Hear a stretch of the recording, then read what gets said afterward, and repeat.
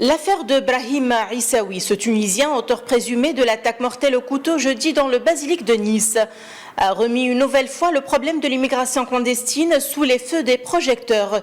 Suite à cet acte terroriste, le ministre de l'Intérieur français Gérald Darmanin s'est engagé à accélérer l'expulsion de migrants en situation irrégulière et qui sont suivis pour soupçon de radicalisation, affirmant dans une visite officielle en Tunisie la parfaite envie de coopérer avec la Tunisie dans le domaine de la migration irrégulière.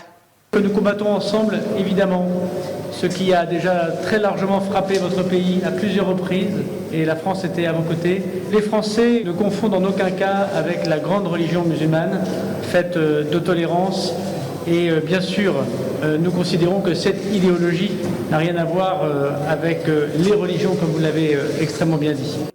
Pour sa part, le ministre tunisien de l'Intérieur Taoufik Chalfeddine a souligné que tous les Tunisiens seront les bienvenus dans leur pays, à condition de préserver leur dignité et protéger leurs droits, et ce en application aux accords bilatéraux et à la législation nationale et internationale.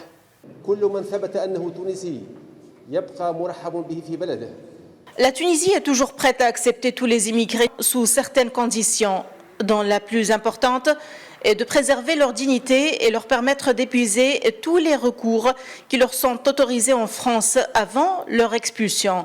Le terrorisme est un phénomène qui ne peut être affronté de manière individuelle et les efforts internationaux doivent être conjugués pour y faire face. Dans la même journée, le ministre français de l'Intérieur a été reçu par le président Kais Saied, une rencontre tant attendue à la lumière du récent attentat de Nice. L'accent a été mis sur l'accord conclu entre la Tunisie et la France en 2008, relatif à l'expulsion des personnes en situation illégale. Darmanin a indiqué qu'un dialogue sera organisé à cet égard avec les autorités de sécurité tunisiennes pour trouver des solutions aux obstacles existants à ce sujet. À noter que des associations tunisiennes ont adressé une lettre au ministre français dans laquelle elles ont stipulé le rejet de toute pression politique contre le gouvernement tunisien, réclamant que le combat contre le terrorisme doit se faire dans le respect des droits tunisiens migrants. Depuis Tunis, Najwa Becha pour Média.